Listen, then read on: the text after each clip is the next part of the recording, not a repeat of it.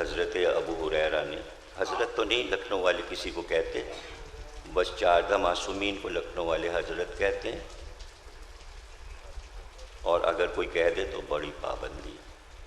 लेकिन हम जहाँ से आए वहाँ सबको हज़रत कहते हैं, वहाँ हज़रत सबको कहते हैं। तो वो रवायतें ईजाद हुई ज़रूरत के तहत, जहाँ जिस चीज़ की ज़रूरत पड़ी वहाँ पर उन्होंने अपना एक रवायत सुना दी। तो वो मौके की तलाश में रहते थे कि भाई किसी को हदीस की ज़रूरत है, तो उनकी सवानियात में ये भी लिखा है कि एक शख्स हज में आया तो मनो प्याज लेके आया बेचने के लिए। लोगों ने प्याज ही नहीं खरीदी तो सब प्याज तो जल्दी से सड़ जाती है अगर सारी ना बिक जाए। तो उन्होंने इनसे कहा, अबू हुरैरा मेरी प्याज नहीं बिकी, कहना अभी बिकवाए देते हैं। और वहीं खड़े होकर जमजम के सामने उन्होंने पुकारा कि अक्के की प्याज अगर मक्के में खाए तो सीधा जन्नत में जाए। सारी प्याज उसकी बनिए की बिक गई। तो एक एक पोटी भी अगर किसी के हिस्से में आई तो उसने कहा तबर्रुक है, जन्नत में जाने की दलील है। कुरान ने कहीं नाम नहीं लिया दिमाग का, दिमाग का जिक्र कुरान में नहीं।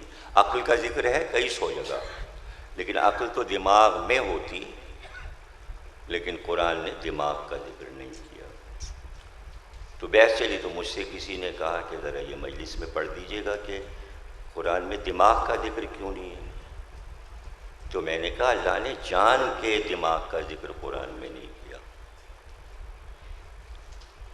अक्ल का जिक्र किया, दिमाग का नहीं किया। इसलिए कि दिमाग का जिक्र करता तो वो इंसानी दिमाग होता, और सब बददिमाग भी साहिबाने दिमाग बन जाते और उनका दिमाग भी आसमान पे पहुंच जाता।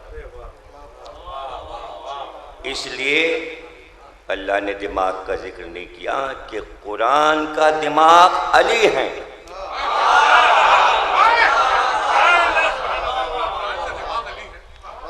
और ये इस हदीस से साबित है, दो गना कदर चीजें तुम में छोड़ रहा हूं, एक कुरान और एक अहले बैत।